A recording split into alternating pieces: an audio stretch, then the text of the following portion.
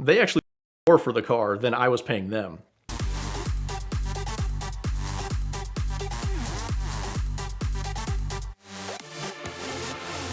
The trek to buying my first supercar, it took a very long time, longer than I really thought it was going to, and it ended up not how I intended, which ultimately led to the best week of my life. It started in January 2018 when I decided I wanted a supercar, and I had in my head, I want a Lamborghini. What Lamborghini can I afford? A Gallardo. Makes sense, so I started looking for them. I find one in Atlanta. It's the right price, it's the right color, it's the right year, everything's perfect.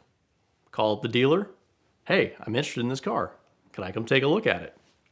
Yeah, no problem. I can come down in a few days. Great. Next day I get a phone call. Sorry, car's been sold.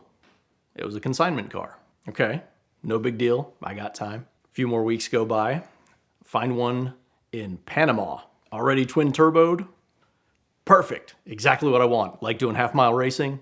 Excellent. Talked to this guy for a while. Hey, the car's going back to underground racing. They've got a Huracan they're building for me. They're taking it in as trade. But if you want it, I'll sell it to you, but it's got to get in the country first. It's not there yet. Okay, no big deal. I can wait on it. It's fine. Send him a deposit so he knows I'm serious. We're good to go. And this whole big process. Car's ready to go to the U.S. It's going to come into Miami. My cousin's going to pick it up from the port. Then we can send it up to underground racing. If you want to look at it there before you actually pay me the whole thing for it, they've agreed they'll do an inspection. They'll let you look at it. Everything's perfect. Then we come to find out I can't get it financed if it doesn't have a United States title. So there's a whole process of going from the Panama title to United States title. It's going to get registered in Florida. This turns into a whole big thing. It keeps going on for weeks and weeks and weeks. And I finally go, this is too much. I can't deal with all this. Will you send me my deposit back? Yep, sure, no problem. He was great about it. Everything worked out fine. So I'm back on the search for another car. Find one in Los Angeles. I like going to Los Angeles. Sounds like a fun trip to me. Call the dealer. Yep, we have it. It's a consignment car. He's supposed to come pick it up Thursday, but since we have an interested buyer, maybe he'll hold off on coming to pick it up. Great. I'll talk to him. Call me back. Yep. If you can get out here soon, it's already here. He'll do that. I will buy a plane ticket today. I'll see you tomorrow. Great. Perfect. 1 hour before I couldn't cancel my flight, I get a phone call. The guy decided he doesn't want to sell the car anymore. Cool. Cancel my flight. I'm going, okay, 3 of these cars have evaded me. I'm not meant to have one of these cars. So I contact a friend of mine in South Carolina and I say, hey, Kevin, you brought up the McLaren MP4-12C. Why don't you look at those? And I said, no, I want a Lamborghini. And that's where I was stuck on. And then I sent him a message at 9 a.m. Eastern, 6 a.m. Pacific. It said, hey, Kevin, you know what? Find me one of those McLarens. I think that's what I want. Clearly, these Gallardos are not working out. It was not meant to be. I was not meant to have one of these cars. 6 minutes later, I get a message back. Link to this car. You need to buy this car. 300,000 sticker. That is a steal of a price on it. You need to show up tomorrow and buy this car. Okay, but I'm not doing this consignment thing again. I keep getting burned on it. So I wait till the dealership opens at 9 a.m., give them a call. Yes, we still have the car. Is it a consignment car or is it in your inventory? It's in our inventory. Perfect. I'll see you tomorrow. I'm going to buy a ticket right now and fly over there tomorrow morning. Okay, where are you coming from? South Carolina. Okay, you're serious. Cool. 23 hours later, I'm standing in Los Angeles, waiting for my friend to pick me up to go to the dealership. Drive straight from LAX to Murrieta, California, straight to the dealership, walk in. He knew exactly who I was. Great, we're going perfect.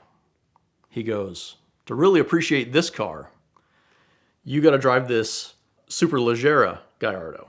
Okay, I'm not going to tell you no. Oh no, go drive this other. Yeah, it's fine. So I drive it and I got beaten up on this thing. They're very, very rough. Couldn't imagine driving that for any amount of time. Then I get in the McLaren and I take the same route.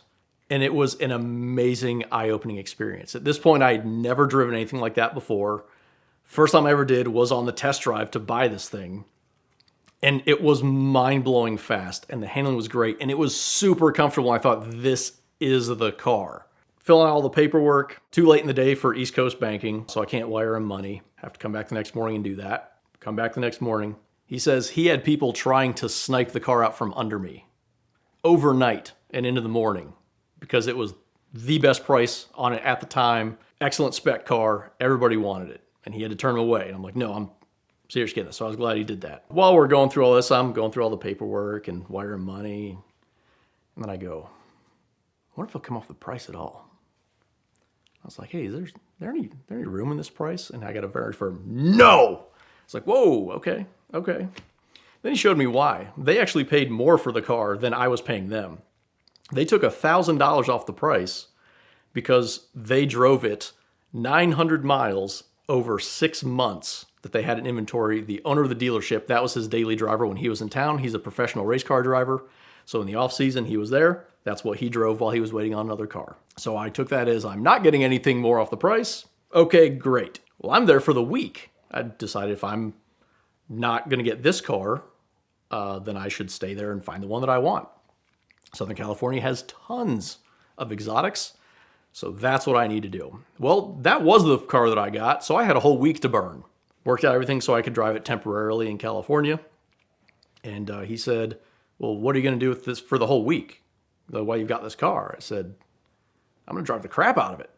And he kind of laughed, and I was like, I don't think you realize I was pretty serious when I said I was going to drive the crap out of it. So we drive back to San Clemente, where my friend lived. Then we kind of decided what were we going to do for the week. Well, this is on a Friday when I pick up the car. Saturday, Cars and Coffee, Newport Beach. Perfect place. Haven't been to that one. So I take the car there, and none of my friends know I've purchased this car. My wife at the time also does not know that I've purchased this car. I told her I was going to California for a week. I did not tell her why. So Saturday, I post pictures from Cars and Coffee. My friends think it's a rental, which was kind of funny. And then my wife at the time sees the car and goes, man, that's an excellent looking car. That looks really pretty. And she was really happy that I got this car. She goes, yeah, I kind of thought maybe you were going to go buy a car. And then Sunday, we went to Sunset GT. You have to be one of these exclusive brands to get in there. And we went and did that. And I was like, man, this is the high life of owning supercars. You get to do these fun events and all this kind of thing. And I posted some more pictures. And as it turns out, my wife found out how much the car cost.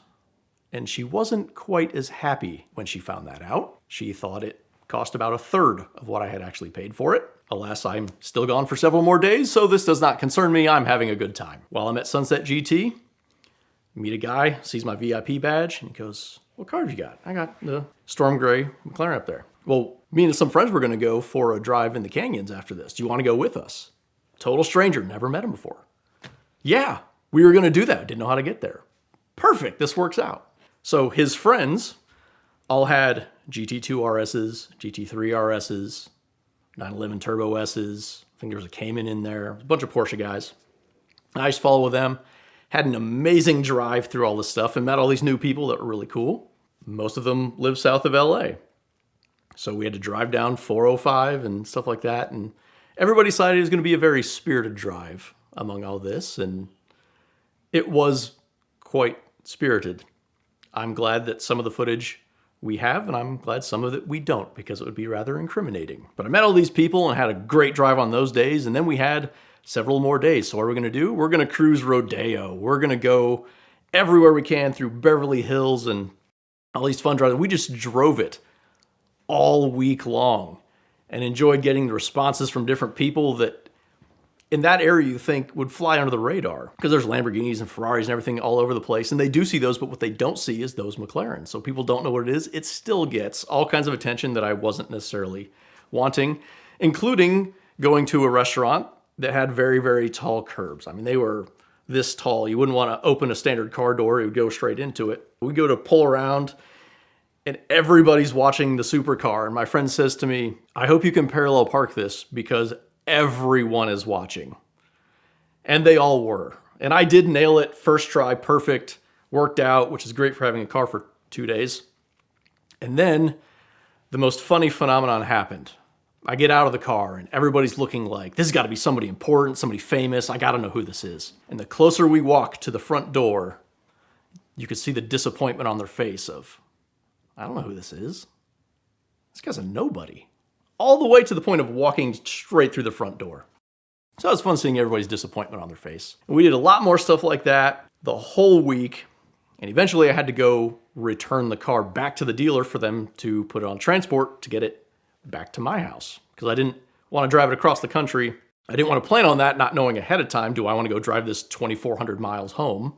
And the liability of stones and all that kind of stuff. So I had it transported back. But I took it back to him.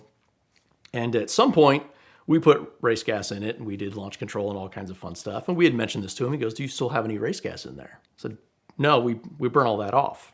"Oh yeah, that would make sense because you drive over here, and you probably put a couple hundred miles on it. If you're hard on it, you only get like 130 miles of the tank. Yeah, it makes sense." I was like, "No, we put gas in it 5 times. You left with a full tank of gas." "Yeah, I know, and I put 5 tanks of gas in it, and now it's empty." "Wait, how did you do that?" I said, I put over 900 miles on the car. And that blew his mind that I put 961 miles on a car in 5 days from buying it. And a supercar, no doubt. That just kind of led to what I never expected to happen myself. I thought I'd be a little chill with the mileage. But no, now I bought the car with 16,000 miles. In my first 365 days of ownership, I put over 9,200 miles on it. And upon driving here, I flipped 30,000 miles. And I do all the maintenance myself. Any modifications, I do myself. So now I get to find everything that has to be done in a 30,000 mile maintenance and then make a video about it. Now the transport situation, it didn't go so well. They ended up causing about $4,000 worth of damage, and they operate out of Arizona. I found out that if they don't serve papers in 60 days, they just drop your case. So that whole week, super happy. Wife, very unhappy. And then it all went downhill from there on the transport and getting the car and dealing with all that. But I still really, really enjoy the car. It was absolutely the best decision that I've made in an automotive purchase, despite what depreciation might end up happening. But every single mile is absolutely loved. Let's be honest,